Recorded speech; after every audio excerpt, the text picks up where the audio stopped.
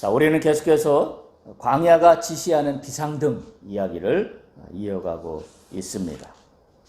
우리가 이미 말씀드렸듯이 광야는 특별한 시그널이 있는 곳입니다. 그게 믿는 자가 광야를 대하는 태도입니다. 그래서 광야는 더 이상 절망의 시간도 아니고 광야는 더 이상 좌절해서 넘어져 있어야만 하는 시간도 아닙니다. 오히려 우리는 이것을 동력으로 삼아 하나님이 나에게 이 시간에 주시는 시그널이 뭔가, 무엇을 바라보게 하시고 있는가, 그것을 우리가 깨달아야 합니다. 그래서 제가 지금 하고 있는 말씀의 시리즈가 광야가 지시하는 비상등이라는 말씀을 드리고 있는 겁니다. 우리가 그렇지 않다 그러면 내가 생각하는 세계관에 갇혀서 그저 내가 생각하는 세계 속에만 갇혀 삽니다. 우리가 왜 광야를 맞이했나요? 한마디로 얘기하면 뭐 이렇게도 이야기할 수 있을지도 모르겠어요. 내가 나의 세계에 갇혀 살던 것에 한계에 도달했기 때문에 광야를 맞이하는 겁니다. 그래서 그렇다면 우리가 광야에서 주는 시그널은 뭐냐면 내가 갖고 있던 세계관을 뭔가 바꾸라는 시그널이에요. 하나님은 그걸 나한테 원하고 계신 겁니다. 따라서 광야를 대하는 믿는 자들의 태도는 뭔가 특별한 것이 있구나, 뭔가 하나님이 원하시는 것이 있겠구나 라는 것을 깨닫는 것, 이게 우리가 광야에 대한 태도입니다. 그게 영적인 태도입니다. 오늘 제가 말씀을 나누고자 하는 주제는 성령입니다. 광야가 지시하는 비상등은 뭐냐면 약할 때에 우왕좌왕하지 말고 또 무엇인가 그 어떤 것을 의지하려고 하지 말고 성령의 도우심을 구하라.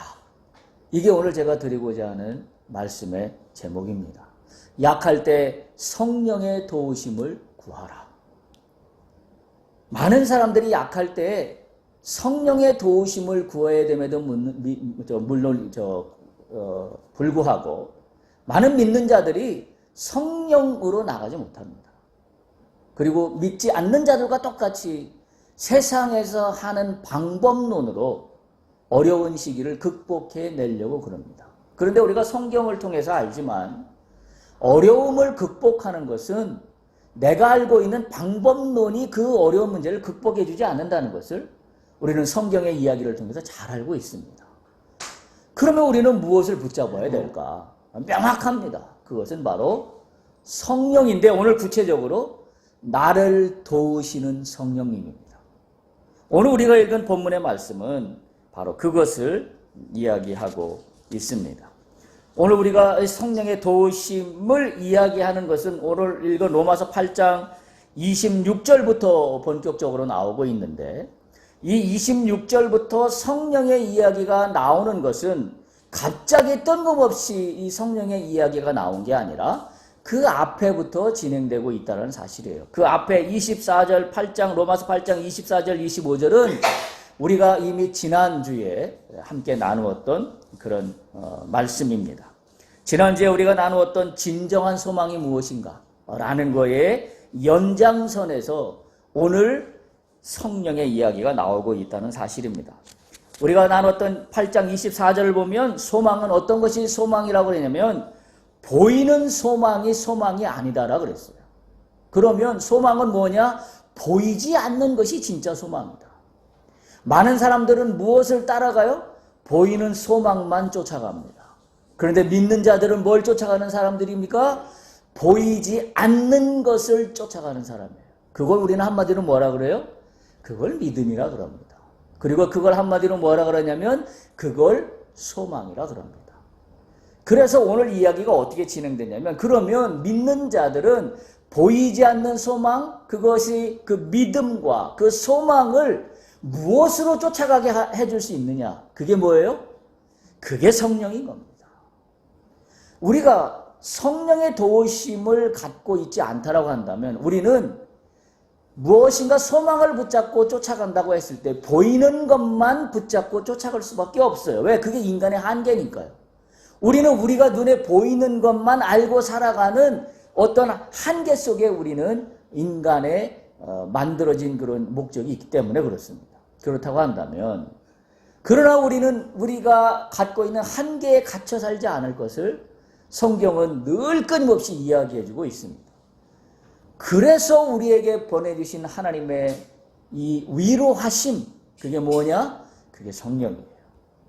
제가 말씀드렸어요. 광야의 시기는 어떤 시기냐고 말씀드렸냐면 하나님의 위로하심을 발견하는 시기라고 말씀드렸어요.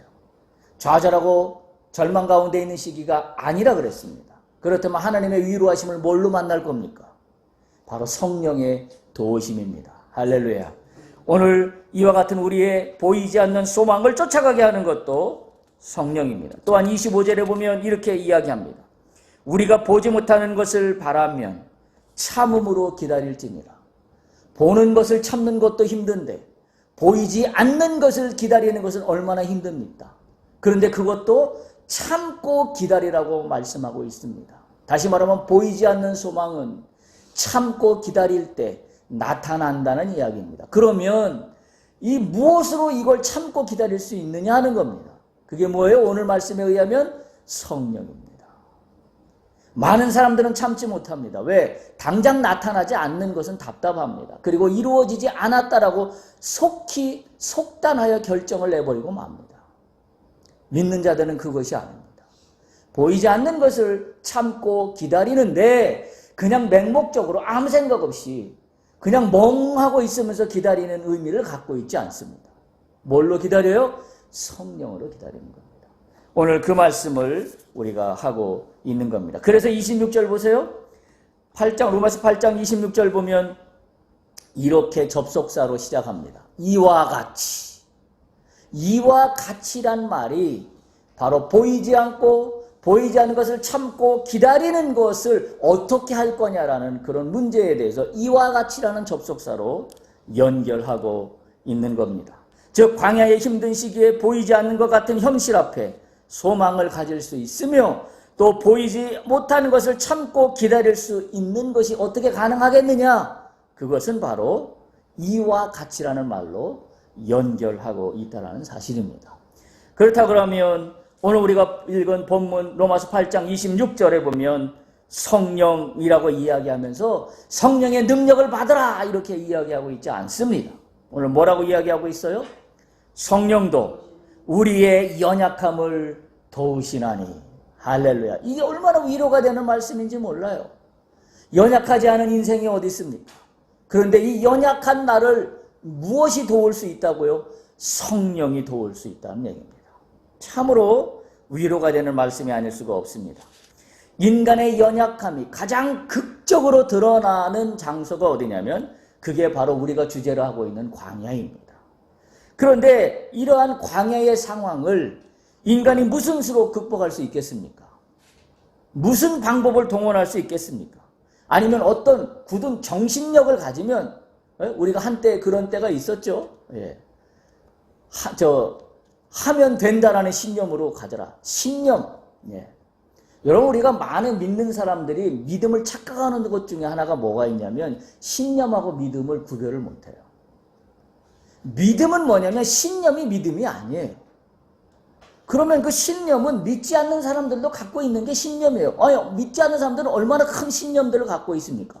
자신이 무언가 할 수 있다는, 자신이 무언가를 극복해낼 수 있다는, 자신이 무언가를 더 높은 곳으로 올라갈 수 있다는 그 신념을 갖고 있는 것이 얼마나 많은 사람들의 성공 스토리를 말하고 있는지 우리는 잘 알고 있어요.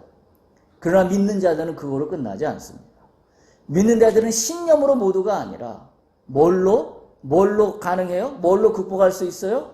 성령의 도우심입니다. 할렐루야. 오늘 이 단어를 꼭 기억하십시오.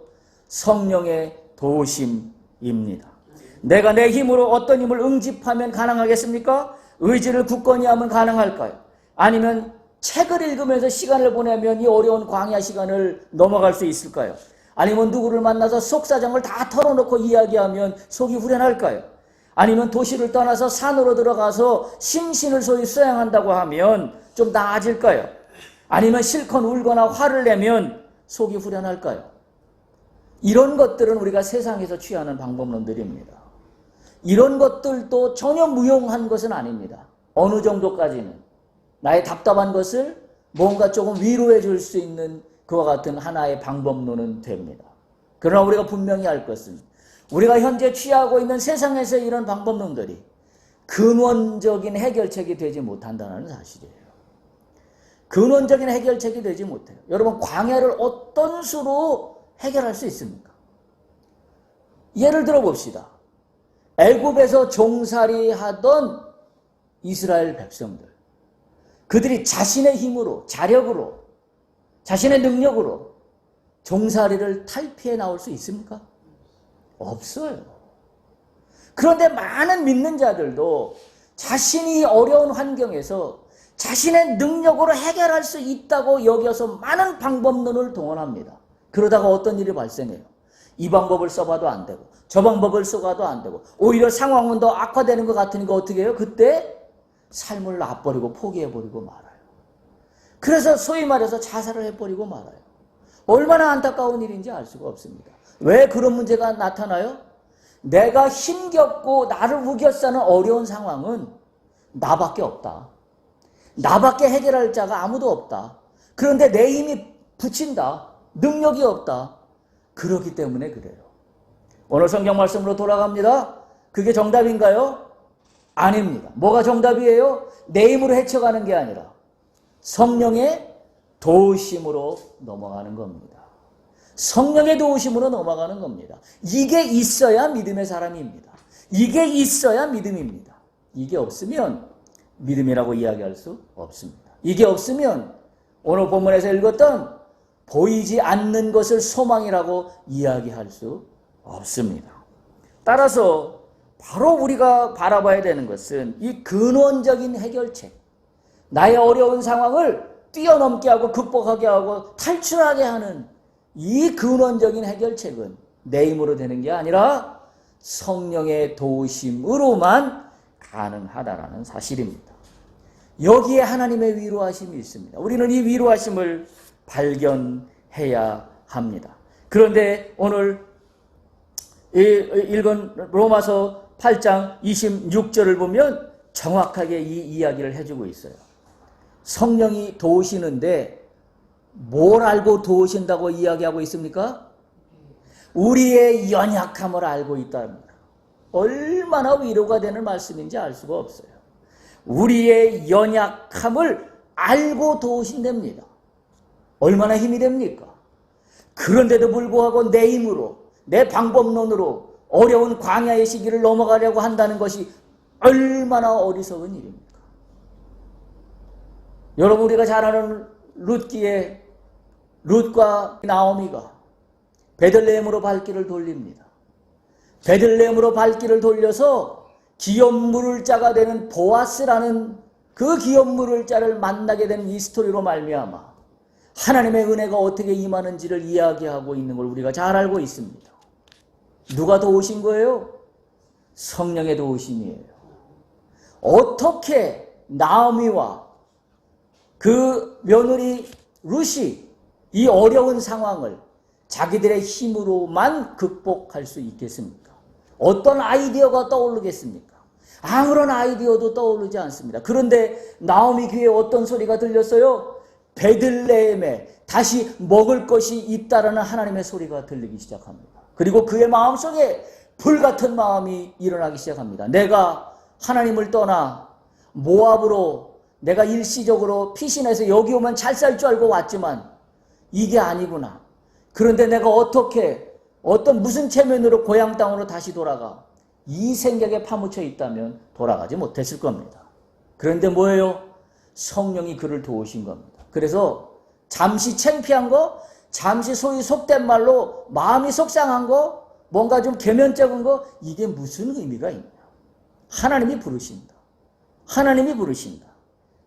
여러분 28절 보세요. 로마서 8장 28절 오늘 우리가 읽은 로마서 8장 28절입니다. 거기 뭐라고 하냐면 우리가 알거니와 하나님을 사랑하는 자 곧 그의 뜻대로 부르심을 입은 자들에게는 이라고 이야기하고 있습니다. 여러분 잊지 마세요. 우리는 하나님의 뜻대로 부르심을 입은 자입니다. 할렐루야. 그래서 우리는 어디에 귀를 기울여야 돼요? 보이지 않는 소망에 귀를 기울여야 되고, 그리고 성령의 도우심의 길을 기울여야 됩니다. 따라서 나의 나약함은, 나의 연약함은 이게 끝이 아닙니다. 이게 전부가 아닙니다. 왜 전부가 아니라고 이야기할까요? 오늘 로마서 8장 26절에 성령이 나의 연약함을 알고 있답니다. 나의 연약함을 알고 도우신답니다. 그냥 뜬구름 잡게 나를 도우시는 성령님이 아니라 나의 연약함을 알고 도우신다라고 이야기하고 있기 때문입니다. 우리는 이 광야의 혼란한 시기에 숨쉬기조차도 버거울 수 있습니다. 그래서 아무 생각도 나지 않을 수 있어요. 그래서 좌절하는 겁니다. 그럴 때 우리는 정신을 번쩍 떠야 돼요. 성령께서 도우시면 된다. 성령께서 도우시면 뚫고 나간다. 성령께서 도우시면 뛰어넘는다. 성령께서 도우시면 살 길이 있다. 우리는 이 사실을 분명히 믿어야 해요. 왜요? 나의 연약한 것을 성령님이 알고 있기 때문에. 나의 연약한 것을 성령님이 알고 있기 때문에. 내가 뭐가 두렵습니까? 내가 무엇이 걱정입니까? 건강이 연약합니까? 사업이 연약합니까? 직장이 연약합니까? 학업이 연약합니까? 나의 힘으로만 안 되는 거 내가 잘 압니다. 뭘로 뛰어넘을 겁니까? 성령의 도우심이에요. 근데 어떻게 도우시냐면 성령은 이렇게 도우십니다. 첫 번째, 성령은 무엇을 기도해야 할지를 알려주십니다. 할렐루야. 여기 로마서 8장 26절에 보면 이렇게 이야기하고 있어요. 성령도 우리의 연약함을 도우시나니 우리는 마땅히 기도할 바를 알지 못하나라고 이야기하고 있어요. 그 얘기를 거꾸로 뒤집으면 성령님은 내가 이 광야의 혼란한 시기에 무엇을 기도해야 될지를 알지 못하지만 성령님이 나를 도우셔서 무엇을 기도해야 할지를 알려주십니다. 할렐루야. 그래서 우리가 기도해야 해요. 그래서 어려운 시기일수록 기도줄을 놓으면 안 됩니다. 기도를 붙잡아야 합니다. 그런데 기도를 붙잡으면 성령께서 기도를 붙잡아 주시면 어떤 일이 일어납니까? 여러분들 한두 번씩 다 경험해 봤을 거예요. 내가 처음에 내가 기도할 때 이러이러한 기도 제목들만 놓고 기도를 시작했는데 기도가 바뀌는 걸 경험하신 적이 있을 겁니다. 어떤 때 바뀌어요? 내가 전혀 생각하지도 않았는데 성령께서 나의 기도를 주장하셔서 내 기도를 바꾸십니다. 그리고 그분이 원하시는 대로 내 기도를 몰고 가십니다. 여러분, 우리가 기도해야 이 일이 일어나요.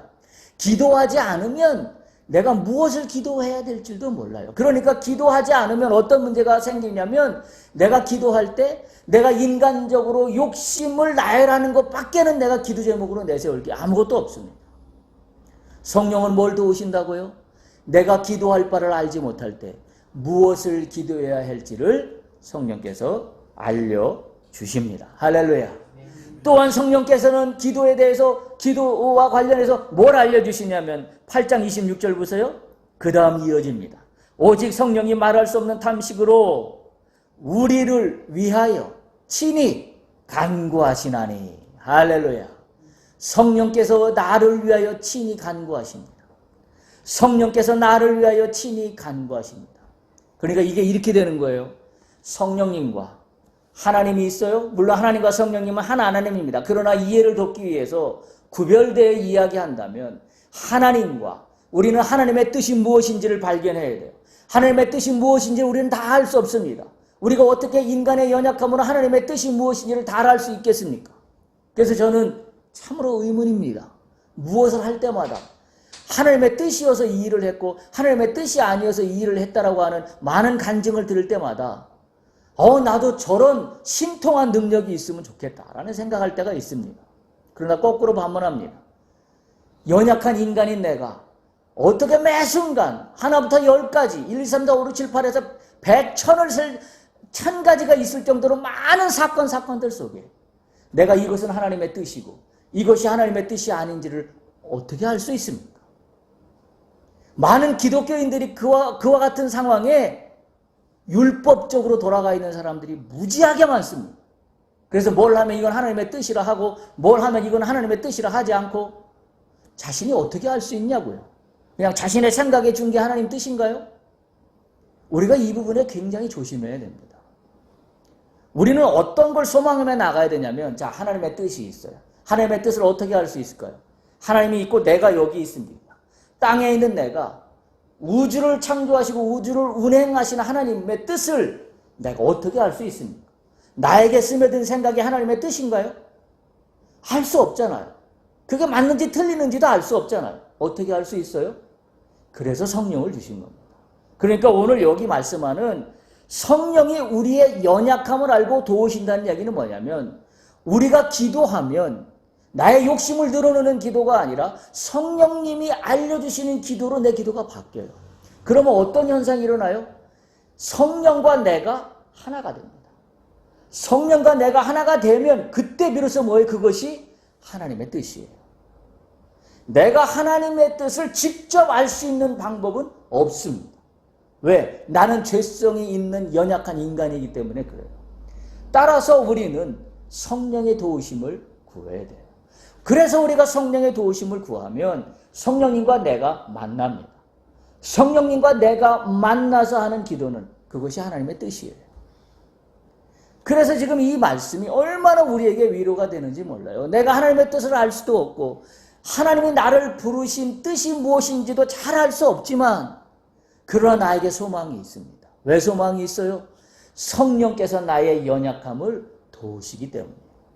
그리고 그 성령과 내가 접촉돼서 만나면 나는 하나님의 뜻에 따라 내 인생이 나아갈 수 있다는 거예요. 나오미를 보세요. 룻을 보세요. 얼마나 기가 막힌 반전입니까? 그들에게 모압에 있을 때 희망이나 있었습니까? 나오미의 남편이 죽었습니다. 또 두 아들도 다 죽였습니다. 나오미는 소위 말해서 혼자가 되었고, 그 며느리, 젊은 며느리 룻도 자기 남편이 죽어서 혼자가 되었습니다. 무슨 소망이 있습니까? 그러나 하나님의 위로하심을 발견하는 순간에 전혀 생각지도 않았던 반전의 역사가 그의 인생 앞에 펼쳐집니다. 이게 성령의 도우심이에요. 나의 연약함을 아시나니. 할렐루야. 나의 연약함을 아시는 주님. 나의 연약함을 아시는 주님.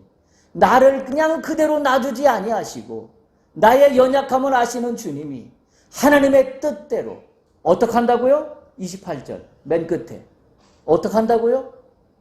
모든 것이 합력하여 선을 이루게 하십니다. 할렐루야. 무엇 때문에 이게 가능해요?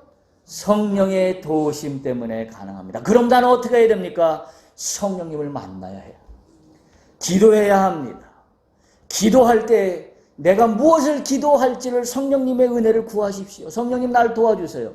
내가 무엇을 기도할지를 잘 알지 못합니다. 그저 내가 하는 기도라는 것은 내가 육신에 갖고 있는 욕심에 대해서 문제거리만 주 앞에 올려드리는 기도를 하고 있으니 이게 하나님의 뜻인지 아닌지 내가 알 수 없사오니 성령님 나를 도와주셔서 하나님의 뜻이 무엇인지를 알게 하셔서 그것을 내가 기도하게 도와주옵소서. 이렇게 기도하십시오. 그러면 성령님이 내가 무엇을 기도할지를 알게 하십니다. 그리고 두 번째로 성령님이 나 혼자만 기도하게 놔두지 아니하시고 성령님도 나를 위하여 친히 기도하십니다. 할렐루야. 뭐 그러면 다 된 거 아닙니까? 무엇을 두려워하고 무엇이 좌절 상태에 그대로 있을 수가 있다란 말입니까? 인간의 연약함이란 바로 이런 겁니다. 결정적인 순간에 무엇을 기도해야 할지 모르는 그런 연약함이에요. 내가 능력이 없어서 문제를 해결하지 못하는 것이 연약한 것이 아니라, 믿는 사람들은 잘 들어야 합니다. 내가 무엇을 기도할지 모르는 것이 나의 연약함이에요. 그걸 정확히 뚫어볼 수 있어야 돼요. 많은 사람들은 내가 기도하면 된다라고 생각해요. 그러나 더 중요한 것은 내가 무엇을 기도할지 모르는 연약함을 나를 바라봐야 돼요. 그걸 뭘 통해서 나를 교정할 수 있습니까? 성령의 도우심을 통하여 내가 무엇을 기도하지 못하는 연약함을 내가 해결할 수 있다는 말입니다. 하나님은 우리에게 원하시는 게 있어요. 그게 뭐냐면 당신과 동행하기를 우리를 원하십니다. 그런데 우리의 연약함이라는 건 뭐예요?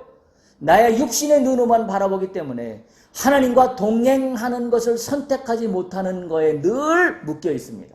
그게 뭐예요? 그게 나의 연약함이에요. 잘 기억해야 합니다.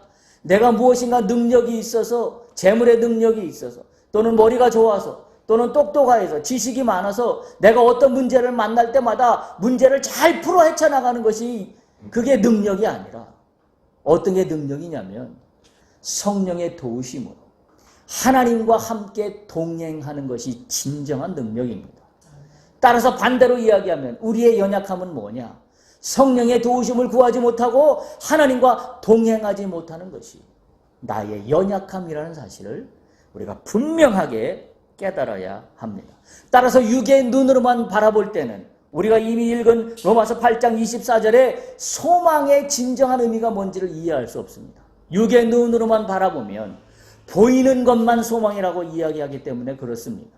그러나 성령의 도우심으로 하나님의 뜻이 무엇인지를 구하는 기도를 하게 되면 보이지 않는 소망이 진짜 소망이라는 것을, 그래서 보이지 않는 소망을 위하여 오늘도 참고 기다리는 것이 나에게 축복인 것을 우리는 비로소 바라볼 수 있게 된다라는 사실입니다. 성령이 우리를 도우신다라는 것은 여러 선택 대안 중에서 하나라는 의미가 아닙니다. 오늘 우리 본문을 보면 로마서 8장 26절에 보면 우리가 이렇게 이야기하고 있습니다. 성경이 로마서 8장 26절 중간쯤 보면 오직 성령이라고 이야기하고 있어요. 오직 성령만이 말할 수 없는 탄식으로 우리를 위하여 친히 간구하신다고 이야기하고 있습니다. 다른 여러 선택 대안들 중에 하나가 아니라 오직 성령님만이 나의 연약함을 알고 나를 위하여 탄식하며 친히 하나님께 간구한다라고 그렇게 말씀하고 있기 때문입니다. 하나님의 뜻대로 성령이 우리를 간구하게 하십니다. 그래서 말씀드린 대로 모든 것이 합력하여 선을 이루게 하십니다. 할렐루야. 모든 것이 합력하여 선을 이루게 한다는 말씀을 믿는 자들이 가장 좋아하는 말 중에 하나입니다. 그런데 그 앞에 또막을 빼먹으면 안 돼요. 그 앞에 또막에 뭐가 있었어요? 첫 번째, 보이지 않는 소망을 붙잡는 진정한 믿음이어야 합니다. 보이지 않는 소망이 진정한 소망이라는 사실을 믿음으로 고백하는 자여야 합니다. 그래서 두 번째 어떻게 해야 돼요? 그걸 참고 기다릴 줄 알아야 돼요. 그걸 참고 기다릴 줄 알아야 돼요. 그 참고 기다리지 못해서 인간적인 방법론을 동원하는 순간 그 모든 것이 깨어져 버리고 맙니다. 참고 기다릴 줄 알아야 돼요. 그리고 세 번째, 이 모든 것을 가능하게 하는 성령의 도우심을 붙잡아야 합니다. 그때 어떻게 되는 거예요? 이 모든 것이 합력하여 선을 이루느니라. 할렐루야. 인간의 연약함이 성령께서 도우셔서 극적인 반전을 이루어낸 인물이 성경 전체를 볼 때 여러 인물이 있지만 제가 생각할 때 가장 반전을 이룬 극적인 성령의 반전 역사를 이룬 인물이 누구냐면 베드로입니다. 베드로가 알다시피 아주 위대한 고백을 했던 수제자입니다. 뭐라고 고백했어요? 주는 그리스도시요 살아계신 하나님의 아들이니이다. 그때 주님이 뭐라고 그러십니까? 이거는 네가 알아서 한 이야기가 아니다. 성령께서 주신, 성령께서 알게 해주신, 성령께서 함께 하시면 내가 할 수도 없는 고백을 하게 돼요. 내가 생각지도 않았던 걸 깨닫게 된다는 이야기예요. 그런데 어떤 일이 벌어져요? 이 베드로가 마지막 예수님이 대제사장 앞들에서 로마 군인에게 붙잡혀 갈 때에 어떻게 하나요?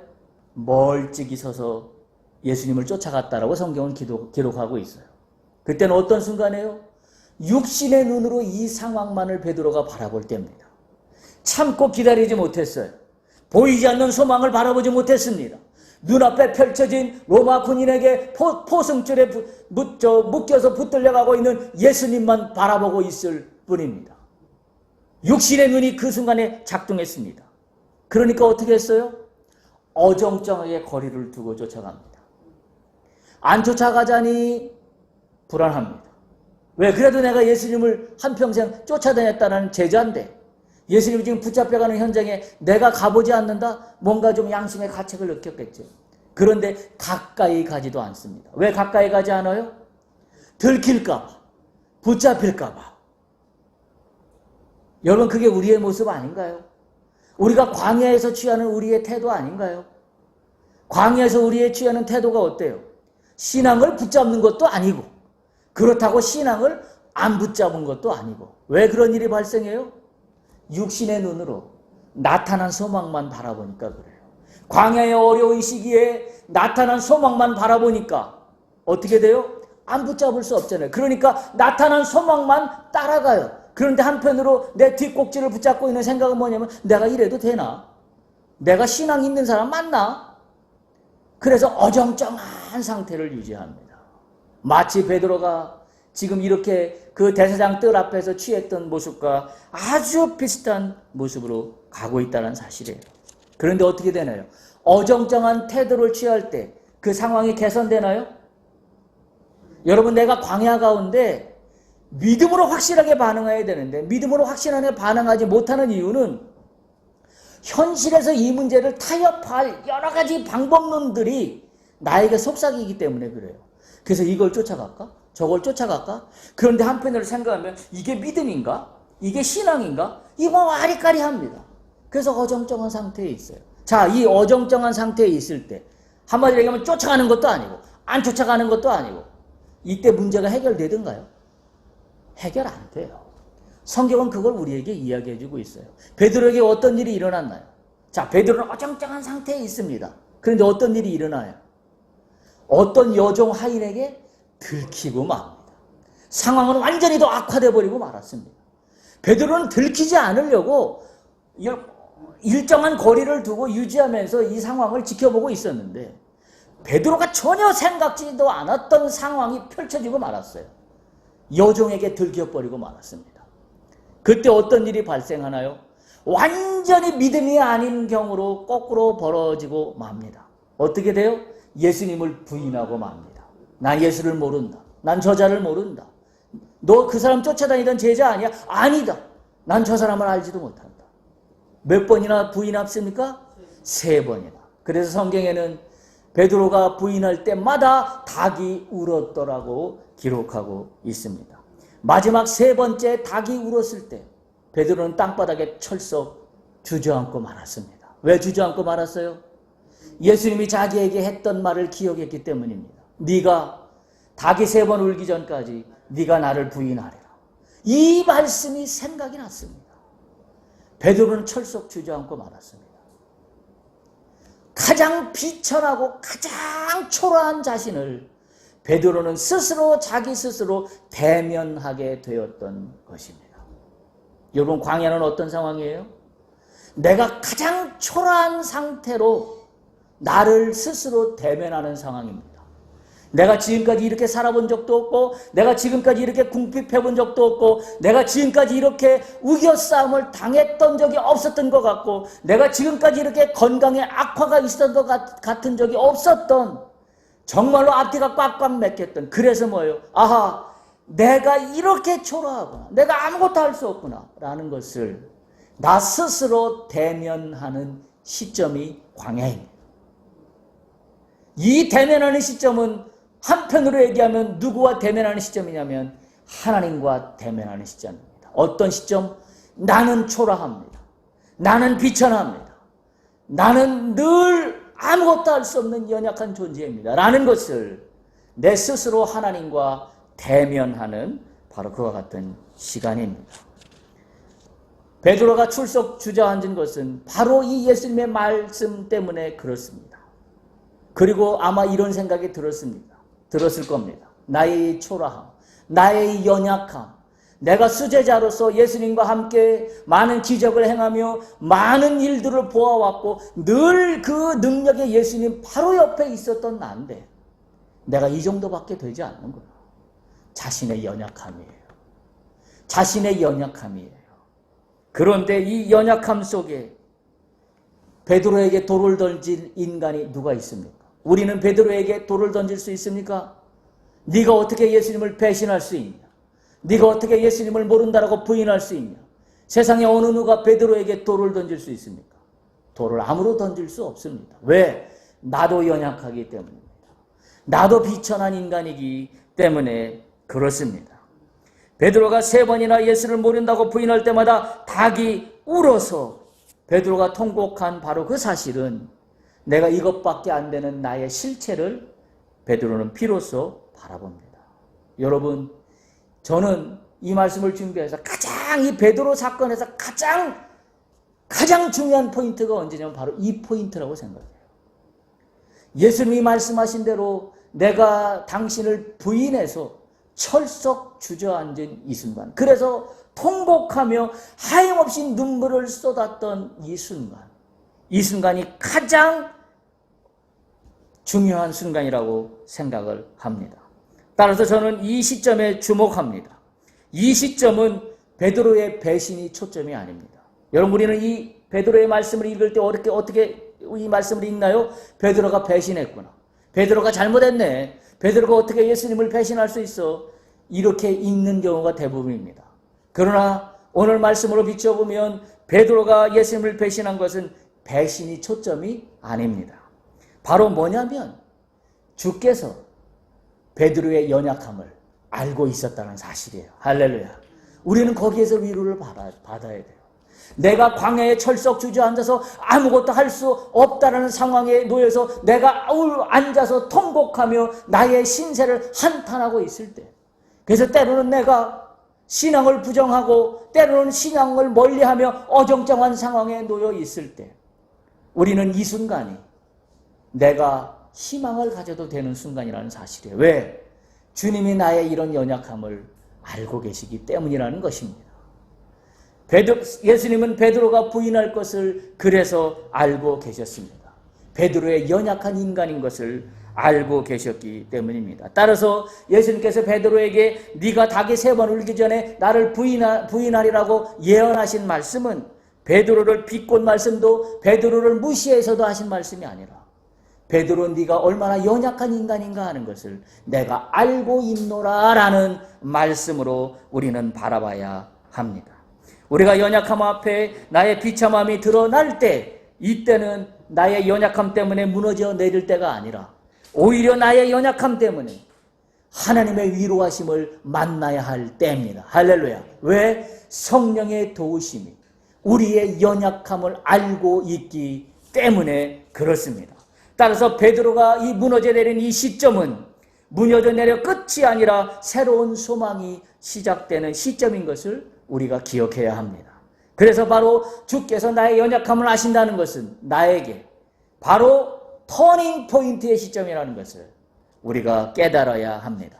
성령의 도우심이 나와 함께 하시는 시점인 것을 우리가 깨달아야 합니다. 내가 어쩔 수 없는 연약한 존재라는 사실을 인지할 때, 내가 내 힘으로 아무것도 할 수 없다는 사실을 인지할 때, 그리고 내가 참으로 주님 앞에 설 수도 없는 초라한 존재라는 것을 인지할 때, 그때 뭐예요?